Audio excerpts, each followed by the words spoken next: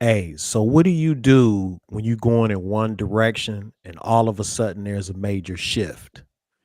You go in one area and then all of a sudden, boom, it shifts. A career ending injury, you get fired from a job, divorce. Look, my guest here today, we're going to share all the tips that you need in order to stay unbreakable.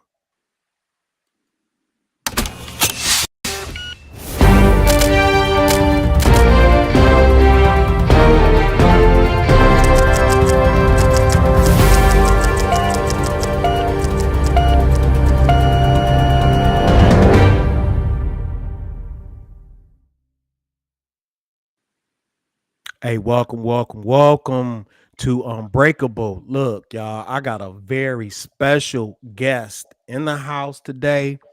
My Spartan brother, Mr. Joshua Langford's in the house. Big Ten player, just phenomenal, pro bound, on his way. Look, we enjoyed watching him on the courts, playing, and just what exciting player. 6'5", 200, shooting guard, just lighting the courts up, and then all of a sudden, bam, career-ending injury. Man, what happened in the game where you went down? Was it an ankle? Was it a foot? Was it everything? What happened? Man, well, first of all, thanks for having me, man. Good to be able to kick it with a fellow Spartan. Yes, sir. Good in that white. God, thank you. That's right, baby. That's right. I put it on today, especially for you. Yeah, that green popping just right. Yes, sir. Yes, sir. But man, no, we were playing Northern Illinois, and it's funny because Mark Montgomery, who was he coached at Michigan State for some time, played at Michigan State. He actually was there, I think, when I was getting ready to come out. He just got a job at Detroit Mercy. So it was funny because he was actually the head coach there when we were playing against Northern Illinois. And it wasn't like this initial, some people have like traumatic events where it's like you can tell that they broke something, and you can tell that something happened. Right. My injury wasn't like that. It was just, I think it was just over time, and then when we were playing against Northern Illinois, it just got to a point to where it was unbearable. And but I learned how to be unbreakable through the unbearableness. That was a bar real quick. That was, but Right, right, right, right. That's right. That's right. That's a bar. yeah, but no. So I got to a point to where I really couldn't jump off my foot, and I was trying to shoot, and it was just like, man, I couldn't do anything. And so against Northern Illinois, that's when it really began to take place. And then that night, I got it checked out, and they actually had said that it didn't look to be anything major because you know that you have quick access to Right. medical teams and things like that. In the ASAP. That's yeah, right. as soon as possible. So it's like as soon as the game was over, they took me to get it checked, get it MRI, um, and when they got it back, they said it was fine. And then what happened was I ended up getting a call, maybe a little bit. I don't know if it was an MRI or an X-ray. Might have been an MRI because X-ray because the MRI. I don't know. They don't come back that quick, do they? Look, man, when they invest in thousands of dollars and scholarships and athletes, they make stuff happen really quick that they don't necessarily do for the public because they want Yeah. you So, to perform. right. Right. So, nevertheless, whatever I got, whatever scanned me, I got that information back, and they said it looked okay. Let's just give it some rest. And then I end up getting a call like 2 hours, 3 hours later, 4 hours later, however long it was. It was still in that same day or the same night, and they said, "Hey, I need you to come back. We need to talk more about it." And then that's when I Mm. found out that things weren't looking as good as they thought uh, them to be. And it was interesting because when I was getting it checked and when we were going through that first initial process of talking about my picture, I never really felt settled inside about like, okay, yeah, this is it. It just felt like something was more going on underneath the surface. And then, come to find out, ended up being a stress fracture in my navicular bone in my left foot. Yeah. Wow. Okay. And that's tough too, man. Cause those metatarsals and that all those bones in that foot is vital for planting and cutting and just the pounding and running and Hmm. on the hardwood, just like it would be, on the turf. And I do understand that feeling of feeling unsettled. Yeah. Because and for those that don't know, um, I also suffered a career-ending injury. Hmm. He had a stress fracture. Joshua had a stress fracture. I broke two bones, cracked three, dislocated five, and had to get two pins put in my foot. And when they put the uh, X-ray up on the wall, they closed the door and talked about the X-ray when I wasn't even there. I knew it was a wrap for me when Wow. they gonna have a private conversation and look at me and then close the door. Man, I cried like a baby. Yeah. Yes, yeah. Yeah. That's crazy, man. So so in that process, how long after when they told you about, when they had a conference, how long after they actually looked at your X-ray did you know that you wasn't gonna play anymore? So the process was very interesting. And like some of that stuff is it's kind of choppy, like your memory about all that stuff. But what I really remember was there was a small moment where I ended up going to we went to Green Bay, Wisconsin. As I think it was Dr. Anderson. He looked at my foot, and so we were gonna try to have me in the boot for some time, let it see if it would just settle and heal by itself without any surgery. And so it was about, I don't know, maybe 3 or 4 weeks where I was in the boot, Okay. and then we went back, and it was just more or less like, okay, we need to do surgery on it. And so I was actually 13 games into the season. Right. Um, the season had already been going. As a matter of fact, that was a really good season for me. Like that was probably the season. That was my junior. That was This your was my junior. breakout season. Yeah. Yeah, So I know. We was watching you break out. yeah. So like I had literally just came off a game against Texas where I had like maybe I want to say six in the first half, but then in the second half I came back and I had 22, and I was like I was on, and then things just started really. I was gaining momentum, and so I was like 13 games into what I felt like was a really, like you said, a breakout season for me. And so you know I ended up finding out that the just having the being in the boot and trying to take that time of rest, it didn't work. We needed to go further and get surgery. And so then they ended up putting me back, and I ended up missing my whole junior season. Wow. Wow. Yeah. So I want to point this out. So you got an old school guy in here like me, Coach Bowles. You got a young man in here like Joshua Langford, and we both experienced losses on some things we probably dreamed about. I dreamed about playing professional football all my life. And I'm sure you dreamed about playing professional basketball. And Mhm. so when you suffer a loss like that, it doesn't have to be in sports. It can be in any area. It could be a marriage. It could be Mhm. a relationship. It could be a Mhm. loss of a parent. It could be a job. It's what mentally do you need to do in order to prepare. So my injury was instant. I knew I was done when they closed the door. And when they opened the door back up, they said, "Hey, You just suffered a 1 percentile injury. We don't even see these type of injuries. In fact, they used my X-ray to train their medical staff. Mm, And the only thing I could think, the only positive thing I could say was I went out on the one. mm, If I went out, I doggone it, I would want to go out on a one percentile injury. That's what took me out. It wasn't anything else.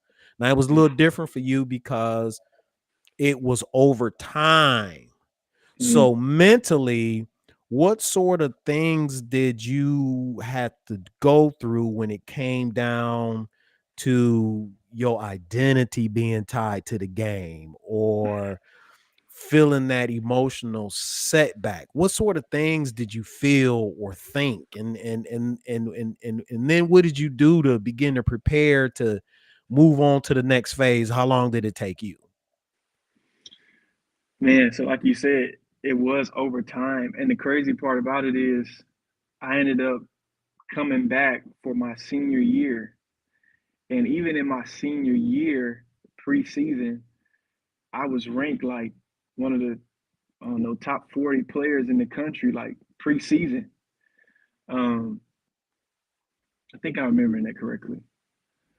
Um, and so I'm just like, okay, I still, people are still seeing me as someone that can still have, the kind of impact I think I need to have in college sports or in the game of basketball in college or state to get to the NBA.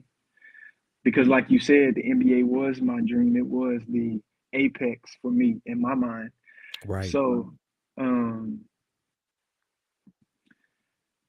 to have that first, I had that first injury my junior year. I worked to get back, and then I come to my senior year, and I have the same injury uh, again, like almost the exact same injury on my Mhm. left foot. Just this time, I fractured my navicular bone like kind of a different way.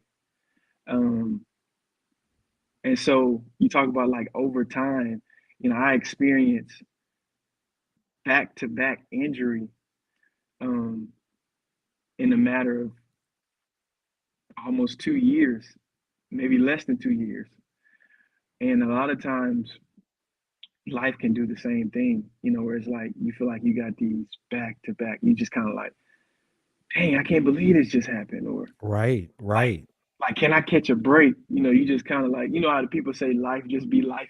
You You know what I'm saying? exactly, So, exactly. yeah. So you have all of these different. Were you gonna say something? Nah, nah, I mean Okay. life be life, and like you said, I feel look, I understand that 100%. Yeah, yeah. And so I think for me, it was challenging because I had experienced injury before. I had experienced matter of fact, when I was 12 years old, I experienced a life-threatening sickness, bacterial meningitis. And so I had experienced some Mhm. hardship and some challenges. Um, but this one was a little bit different for me because I had like so much expectation in Mhm. getting to this place, Right. without like getting to this particular destination of professional basketball. And so it took me some time to really um, kind of settle in with, okay, this is happening. It was almost like I kind of went through a grieving process. Um, Absolutely. where you have this dream that you feel like is going to be a living hope for you, and then when that living hope is taken away, you just start grieving. And I think everybody does it differently, but for me, I feel like the first year I kind of really wasn't accepting, okay, this actually happened. um Okay, and then so that so your first year of going through the process, you was still kind of in denial.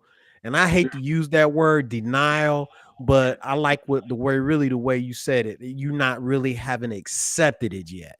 right, yeah, Okay. yeah, so the first injury, I didn't.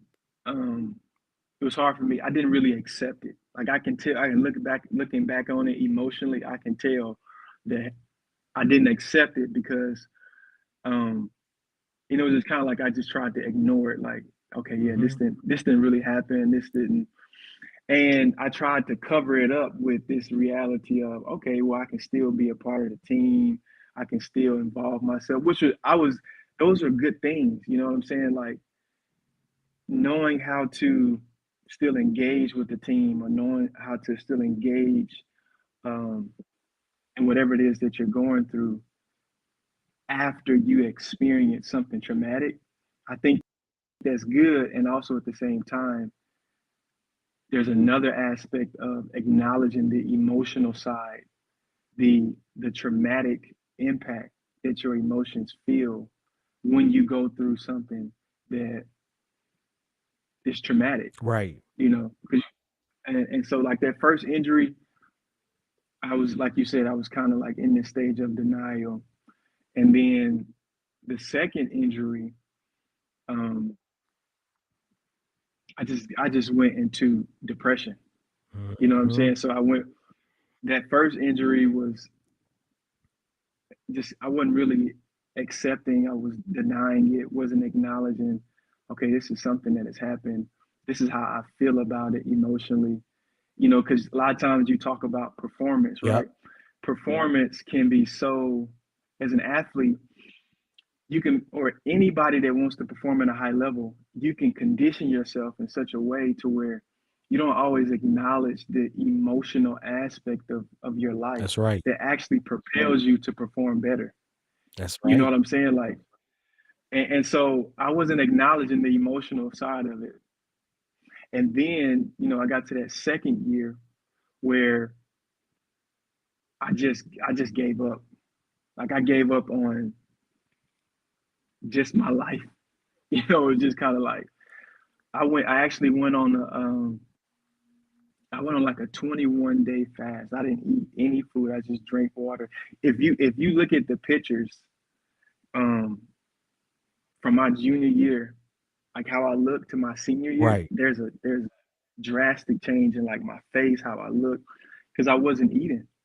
Like I was so downcast, and I just was like, what is life? Who am I? Um, and so I just started rolling. Does any of that make sense? What I'm saying? Right. Yeah. Yeah. Yeah. Yeah. So I wanna I'm gonna pause right here because I think it deserves a recap from different emotions that we go through.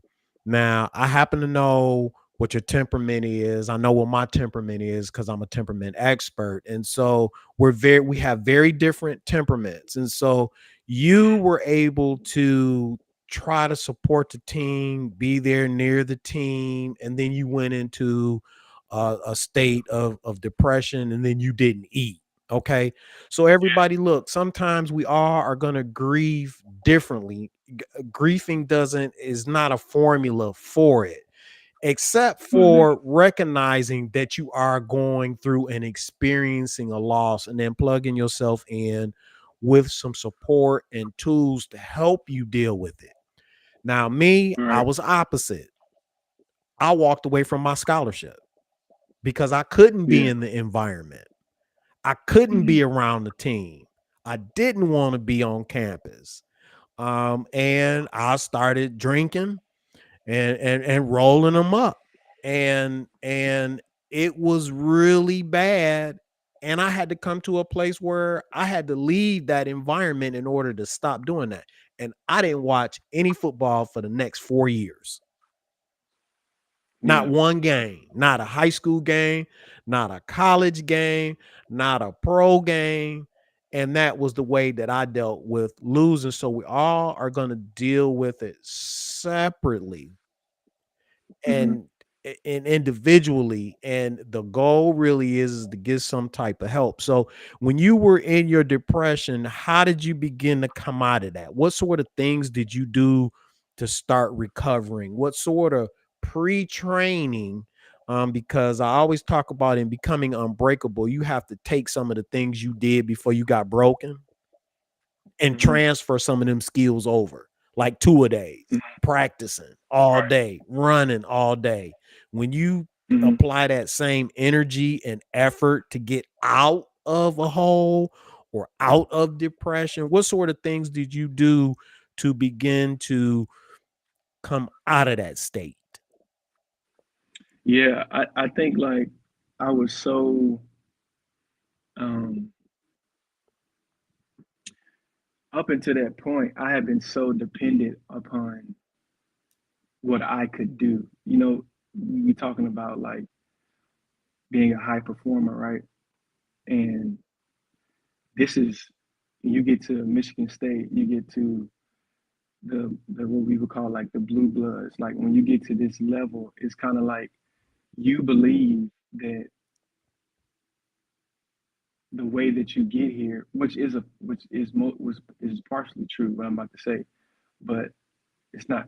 I would say it's not completely true. Right, Like you believe that you get there by way of getting everything out of the mud. In other words, it's like you believe that you got to the place that you got to out of your own brute strength. It's kind of like your willpower. right, When in actuality, that's not true because I can look back over my life and I can see that I had my father who was training me, who spent so much money to take me to different places to learn more about to how to develop the skill set that I needed to be the best player I could be. right, I had my mother who was supporting me. I had a ton of coaches who taught me the game.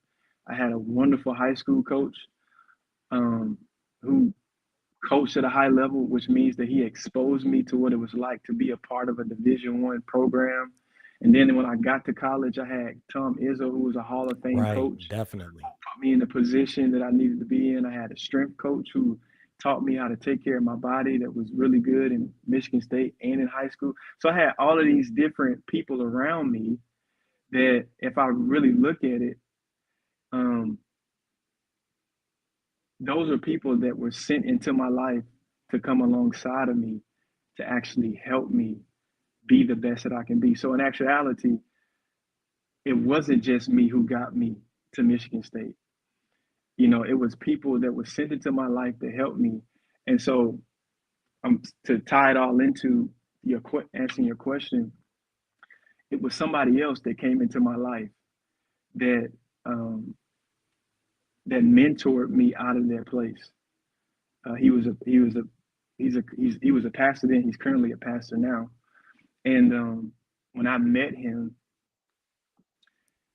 he kind of I don't even think he knew that he was doing this, Okay. but just like how my high school coach was helping me, just like how my strength coach in high school was helping me, just like how Coach Izzo and all of these people that have been sent into my life were helping me in basketball. He began to help me um, with me, and so what happened was what got me out of that place of depression was me partnering with this pastor and this pastor helping me begin to see who Joshua Langford was outside of his sport, That's right. who Joshua Langford was outside of his performance. And what happened was I began to like this weight of what I would call like what I call it is the prison of performance. That's right. Ooh. Him communicating to me and teaching me um, how to learn more about me outside of what I did, it was breaking me out of the prison of performance, and those shackles was coming off of me. And as those shackles was coming off of me, that depression, it was beginning to leave my life because I was beginning to be free from um, performance, That's right. if that makes sense. Yeah. It Yeah. makes it makes real good sense. And Yeah. so I kind of wanna I wanna I wanna I'm gonna recap this. First Hmm. of all, anybody on the wood, on the turf, in a career, on a job, it doesn't matter. Realize that there were people who sold into you before you got there. Most That's definitely. that's the first thing. And I Most think it was definitely. really important that even after you make a shift or a change, there are people that's going to sow into you to help you move on to the next phase.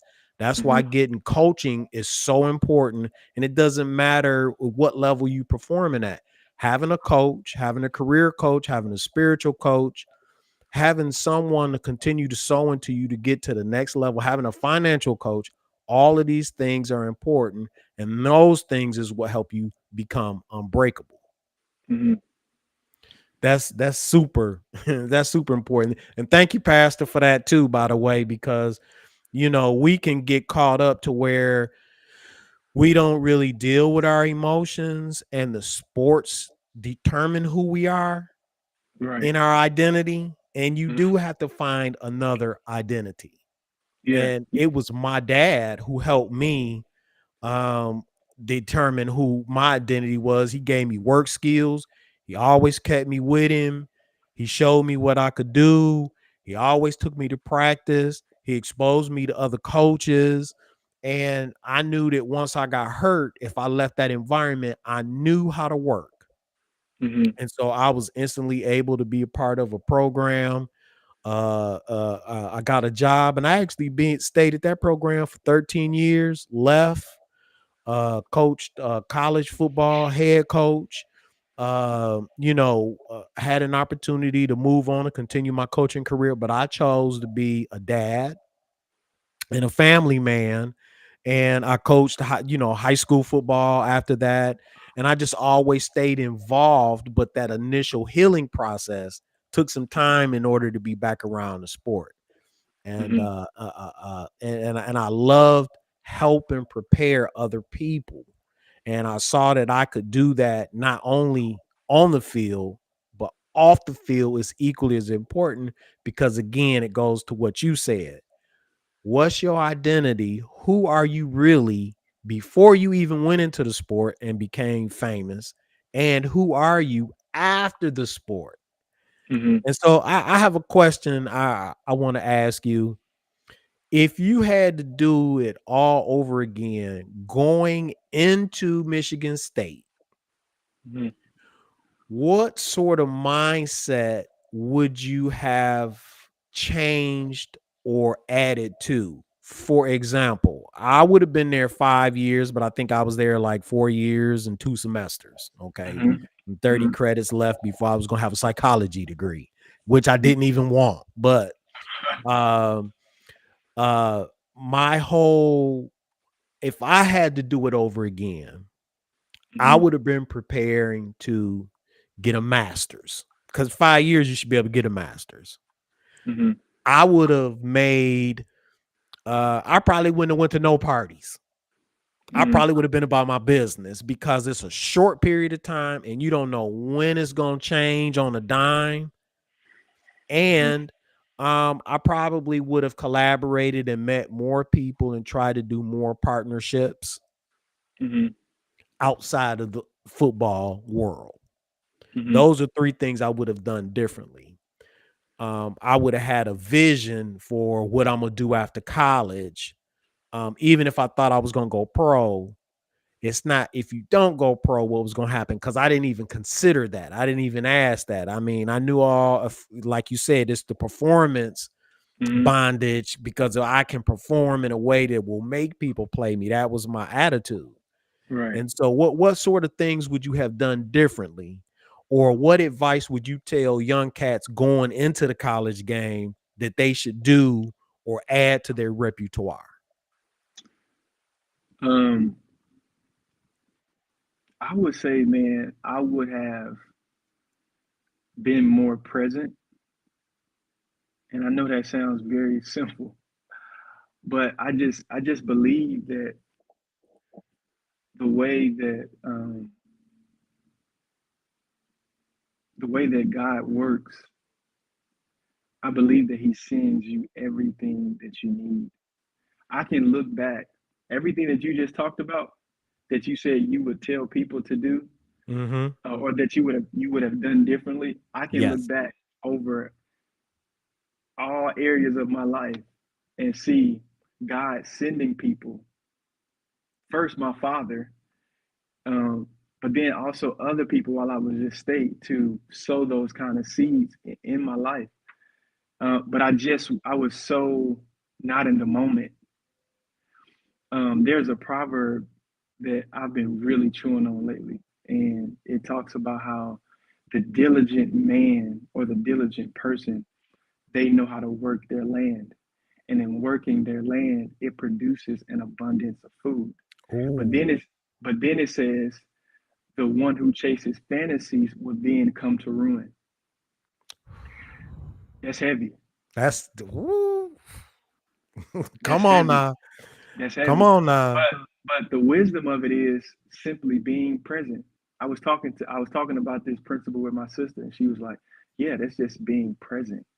And I think when we're when we are where our feet are at, it opens up our eyes to see how we can be diligent in the moment. Because a lot of times we stop being diligent because we're not in the present, and we're Wow. and that lack of being in the present, the root of it is we're chasing fantasies. We're being tossed and we're being tossed back and forth by, like you said, the parties. We're being tossed back and forth by people being um, like, you know, thrown aback by who you are, and oh, Yep. this is Joshua Langford. Oh, this is Kid. Like we're being tossed back and forth by all of these distractions, really. Distractions. You know what I'm saying? And so I do. I would say that, I would simply be present. Here's the crazy thing. I talk about like that pastor came into my life and he Right. helped me break out of the prison of performance. There was actually a woman that my first year in East Lansing, a woman came to me and she felt like God was speaking to her and telling her to tell me something. So she told me, she said, remember who you are. You know who you are. Basically, she's like, don't let anything take you out of who you are. Wow. And what that spoke to was identity. Like she was speaking to identity before I even went through my, these different ups and downs of trying to find myself, being caught in performance. Like she like went before me and said, okay, hey, think about this, remember this, meditate on this, sit on this, chew on this before you go out and do all these other things because this is going to help you. But because I wasn't in the present moment, I let it slip away. Here's what I was thinking. She came to both of my friends at the time and she was like, she gave them this profound message that she felt like God was sharing with them. Like, and I was like thinking, well, dang, why ain't I get that? Like, Right. I was I was too busy comparing myself with my friends that I let myself get out of the moment. And so I think, that's what I would tell myself. And then just encouraging any other young athlete or any, we this podcast isn't just the athletes, it's for everybody who's wanting Just to for be everybody.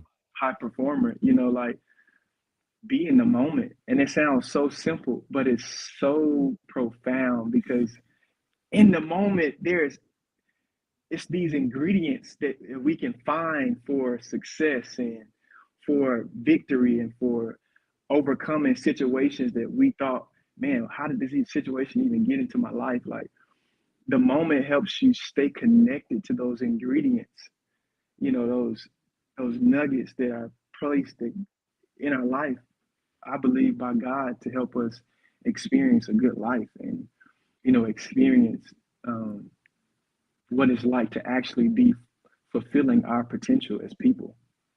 Right. And be just that being in the moment is so important. important because we do get distracted. Hmm. And a lot of times, I've talked to people, they say they don't believe in attacks. I think that's the first distraction and of not being in the moment. That if Hmm. you think you're not gonna come under some type of distraction, even when you compare yourself, that's a distraction. Distraction. That's the Yeah. one of the number one tools in the first line of attack. Hmm. It's your basic man-to-man defense. It's Right. your basic preparing for job promotion, and you don't get the promotion. Now you comparing yourself. I'm better than this person over here, or I can outperform that person over there, or why I didn't get this. I had that skill set. That person can. That comparison will keep you out of the moment, and it is a major distraction. It's a career killer. It's a steam. The momentum will break you down in a minute. And so what you saying is very, very important and true. And it's a part of staying unbreakable, preparing before you even get into a performance state. Right. Remembering who you are before you Yeah. even start your day. Right. Yeah. And I think um, I think it was maybe Theodore Roosevelt said this. He said, "Comparison is the thief of joy." One more time. Say that one more time, Josh. He said, he said, "Comparison is the thief of joy." Comparison is the thief of joy. That's Yeah. right. Comparison is the thief of joy. And so it's like, you know, yeah, I don't even think I need to say anything else after this. look, look. I'm gonna say it one. I'm gonna say it one more time. Comparison is the thief of joy, Hmm. and that is so important. Not to compare yourself, because that will steal a whole lot of stuff. Even the moments you're supposed to be enjoying and preparing for the journey, rob you blind. Hmm. Wow. So let's switch as we get ready to bring it to a close. So you have now a coaching program called 9-1 coaching. 1-9 One coach. nine, 1-9, 1-9. That's right. I gotta remember throw it on the one before the nine, baby. One 9 coaching. Mhm. And talk a little bit about your 1-9 coaching and what exactly um is your vision for that. Because I want to be able to support you. I want to be able to get you to some resources. I want to be able to connect you to whoever I know Mhm. in that area. And so talk a little bit about that. Yeah, so essentially what is is birthed out of me knowing what it's like or knowing what it feels like to question whether or not I am adequate enough in the game of basketball. Like I remember a specific time in my career. This is when I was younger, and I was playing with the team that they were a little bit older than me, but I didn't play at all. Man, I didn't play at all, and you talk about being hurt. Like I was so hurt, I was devastated, and I remember sitting down with my father. Um, and my father and I, we had a conversation about that, and he was like, "Do you really want to be good at this game? Like, I will be willing to help you be good at this game." And I was like, "Yeah, I want to."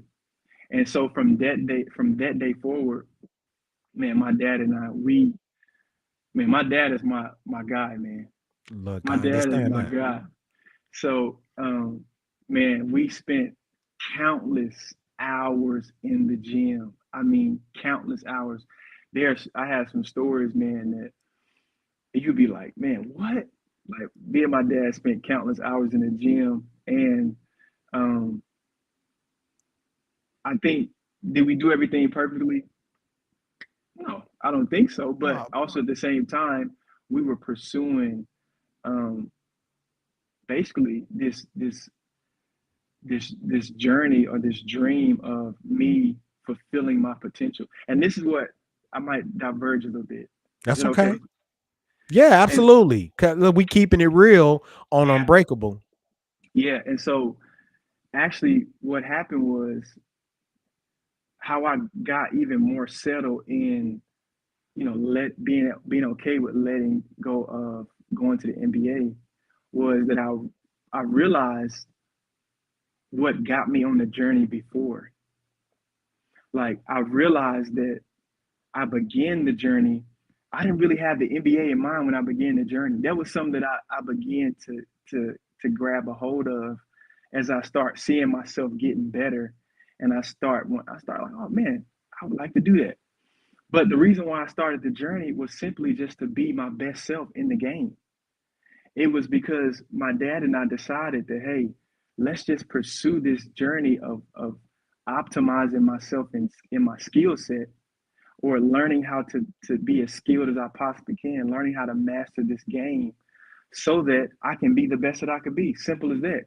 And then the McDonald's All American came, and the Nike Hoop Summit game came, and Michigan State came, and like those things were not things that I was trying to really get. I was more or less focused on mastery, on learning how to be the best I could be at basketball. And so when I thought back to that journey, what I realized was like, oh man, like I didn't fail, I didn't lose, I didn't just because I didn't go to the NBA, it didn't mean that I was unsuccessful. No, I actually went from a kid that didn't get off of the bench to Joshua Langford. Like people remember my career. People know about me for my ability to play the game. So I just wanted to diverge there and say, I don't know, I feel like that may have been another nugget for somebody that, it's very important to just remember the journey. Why did you start? Because if you get back to the first love, to your first reason why, Ooh. it settles you. It kind of gives you perspective. And what I realized that, perspective wasn't actually a place. Like it was it wasn't a destination, it was a mindset. It was journey.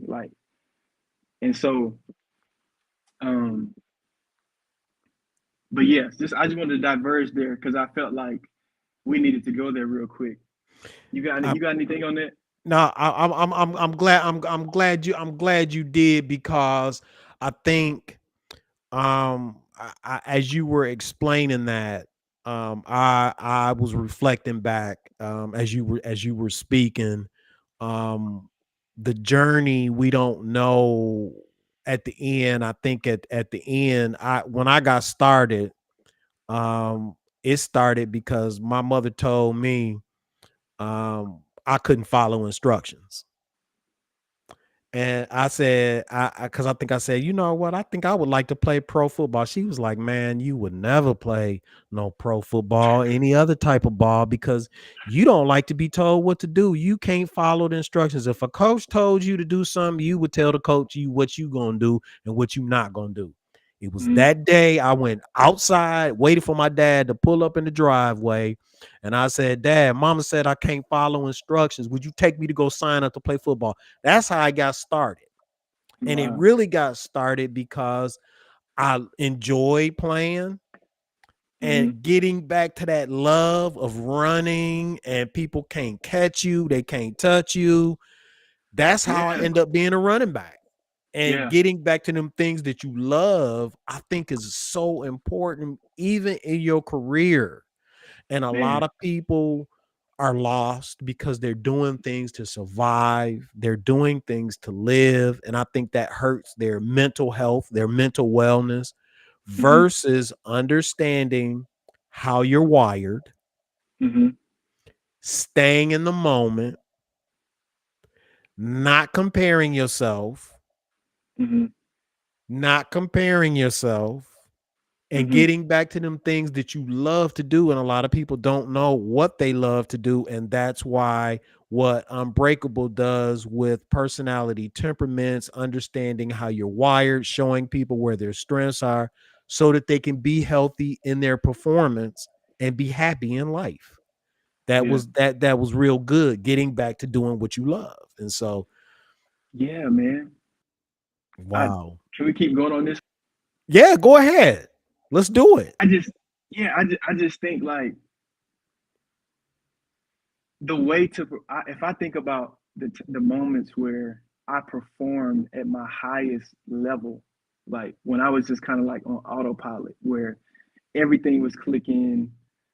I didn't feel like I could miss a shot, and if I missed a shot, it felt like I made the shot, and that's why I shot the next shot again. You Right. know, like when everything was clicking, and I look back over my career when everything was clicking at its highest level, at the highest level possible, rather, I was not I was not over analyzing anything, and I believe that not over analyzing all of everything and my mistakes and this or that, it really helped me get back to being a child, to being childlike, and in being childlike and in being adventurous and in being open to just being in the moment and just playing. It helped me perform better. And I can, but then I also can look at the times where maybe I didn't perform as I wanted to, as high or as best as I would like to, or most, or in a way that I wanted to. I was thinking so much, like I lost adventure, I lost play, I lost. You talked about how you started when you started football. You like being able to run and people not catch you. Like that's so childlike, man. Like That's you, childlike. you Nah, know what I'm nah, you saying? can't catch me. Yeah, like have some fun. Like let your shoulders back. Like you know what I That's right. mean? And I think that's why I like what you said you're doing, where you help people discover their personality. Really, it's kind of giving them that invitation to just be themselves, to just Exactly. be. And in just being, you find adventure. And you're finding adventure because you're getting back to just being a child, not being immature, not being irresponsible. In fact, most children are very responsible, can be very responsible emotionally without you teaching them, because Right. they know how to communicate how they feel. They know how to, like so. Man, I think that's so profound when it comes to performing at your highest level and being unbreakable. That's right. Is being childlike, because children are very, if you we just take children for example, like they're very malleable. I mean, they give you a run for your money at times, but like a child can. And I have two kids. I have two kids under two, so I'm experiencing this a lot. Right. But a child can be, they can feel something the first in one moment, be very frustrated, and then the next moment they can be laughing and playing, and And they done you know moved on. That's and right. moved on. That's You right. know, and so I think being childlike, being malleable, being open, being adventurous, being playful, not immature, not irresponsible, not slothful in what you're supposed to do, but it's like being playful, man. It just increases your level of performance, That's right. I That's believe. right. That's beautiful, man. And But it keeps you young and that baggage with you. yeah, yeah. But let me go back. You want me to answer your question now? Okay, that's all right.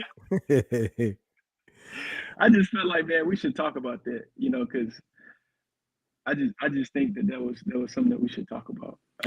Well, I'm glad, and you go to your next point. But as we get ready to roll up on that time, I want to invite you back to Unbreakable, because I think and I like to collaborate with you on some projects because between your experience as a young man and I'd have moved into the state of the elders now. I Mhm. think we can help a lot of people just because. what you experience in your 20s is the same thing people is experiencing in their 50s and 60s, and they still not prepared for it. Hmm. So I can help from one end and you can help from the other end, and we could get resources to people, show people how to rewire, how to prepare for success, how to recognize and make those adjustments, how to deal with the emotional state that they're in, how to deal with the mental state that they're in, and how to make those adjustments, because sometimes we feel like our feelings or our thoughts is wrong because we've suffered a major change and we've Hmm. actually let the attack whoop us. Yeah. And then you add comparison on that. And we Hmm. don't understand really how to fight the right way. We fight Hmm. the wrong way and we end up hurting our loved ones. We end up hurting our children because of things we may go through. And the Right. whole goal really is to effectively partner with people, because there's a scripture in the Bible that I always love. It says, I'm paraphrasing, but it says, first one can put 1,000 to flight, but two can put 10,000 to flight. Hmm. And woe is the man who's by himself when he falls, because he don't have anybody to pick him up.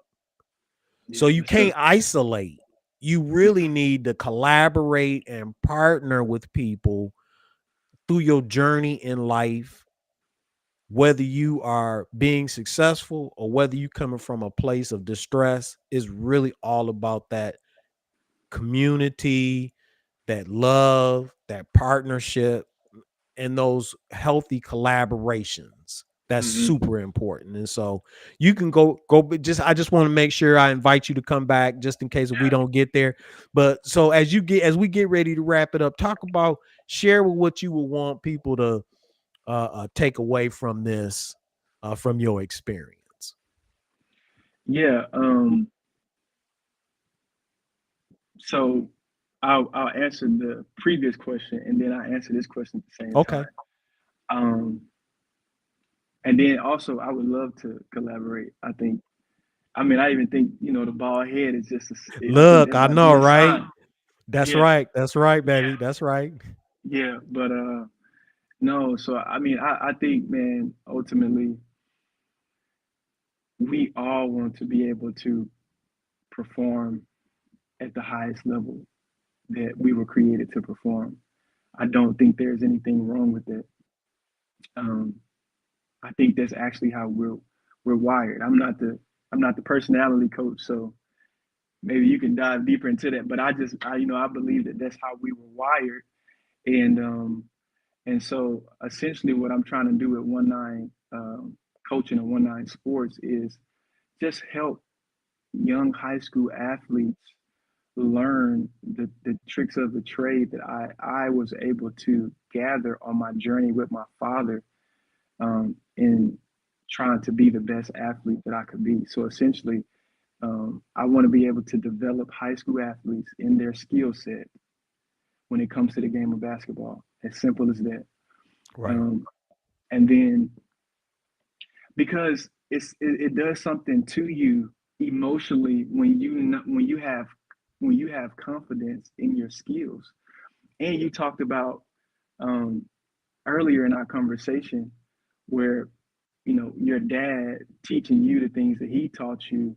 Um, one of those things being hard work, being knowing how to work hard.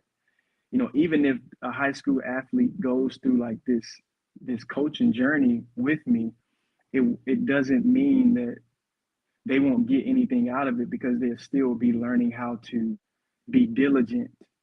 And if you can be diligent in any area of life, you will find an abundance of food. In other words, That's like, right. you'll be successful. Like, That's it's right. just simple as that. There are no secrets to success. There are no secrets to mastering your craft or mastering anything that you're doing. All That's you gotta right. do is just work hard. And then, like you said, have somebody to train you, have somebody to coach you.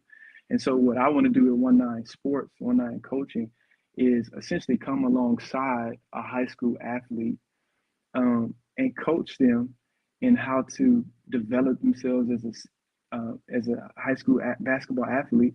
But then as I'm doing that, they're learning how to work hard. They're learning the the the ingredients to success. Um, and so the reason why I am doing that is because what I learned in my own journey is that sports can be a great life teacher. If Absolutely. and it's such a, it's a controlled environment where before you get in life, you get a chance to experience life, so that when you experience life, when life starts life and how we talked about before, That's right. you have the tools. I think there are three areas that somebody should be sharp in. I think they should be sharp in their mindset, their Mm, skill set, and their yes. toolkits. Like you need to have the right, if you want to be sharp in a marriage, you need to have the right mindset, you need to have the right, you need skills, you need somebody to come alongside of you and coach you in okay, these are the skills you need to have: communicating, listening. Me and my wife, we went through counseling, um, and one of the things that they talked about was how important it is to be an active listener. Like that's a skill. You need somebody to come into your life and coach you in that, right? That's right. And then you need tools. Like it's good to have books. It's good. Now you don't want to be overwhelming yourself with knowledge, but Proverbs, we've been in Proverbs, and Proverbs talks about how valuable it is to get wisdom, how valuable it is to get knowledge, because there are things that um, you can find out about a particular area of life that you, in a book, in a tool, that had you not got that tool or used that tool, you wouldn't have known what you needed to know to have the right mindset, and then try to go get the skills you need to be better in what you learned in that tool. So it's like you need to be sharp in your mind, your skills, and your tools. And so that's um, on my in my experience, I've learned that, and I also want to give that in the form of 1-9, 1-9 sports, 1-9 coaching. Is I want to help high school athletes understand that they can perform well. Like I give you one more story, and then Okay. Yep. there was this young man that I used to work out with. His name was Antoine Davis.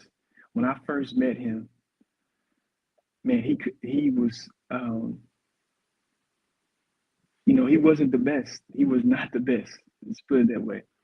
But him and his father, man, when I tell you, they put in tons and tons and tons of hours, wise, like very effective and impactful hours in his game. Man, his game went to a whole nother level, and it was like he was a completely different person. Right. And it does. I think it really does something to a person when they're able to go from maybe not being so good in a particular area, and then becoming good in a particular area. It just does something to them emotionally and mentally. So that's my experience, and that's what I want to give to people in 1-9 That's good, man. That's 1-9 real coaching. good. They do need that to fill our toolbox. Even at the age of 60, and me and my wife, we go to a marriage retreat every year. Hmm. We do our marriage retreat assignments every week because it is a part of sharpening the skill set in order to be successful. Right. Just so some of y'all know, we don't follow the romance Disney model of marriage. So we super happy. I just had to throw that out there real quick. We super happy over here because we don't subscribe to that. We Yeah. subscribe to the real, and that is you do have to put in work and learn how Oh to yeah. communicate. You do Yeah. have to get skills, like you said, about the act of listening. You Hmm. know, it's not about trying to win the argument. It's about standing together and covering each other's back to make sure we clear in the direction that we going. And that's not a microwave formula. Sometimes that takes time. You need to work on your patience, but I'm not gonna go down that road on that one yet. But man, Joshua, thank you for coming and sharing. I'm looking forward to collaborating with you going forward.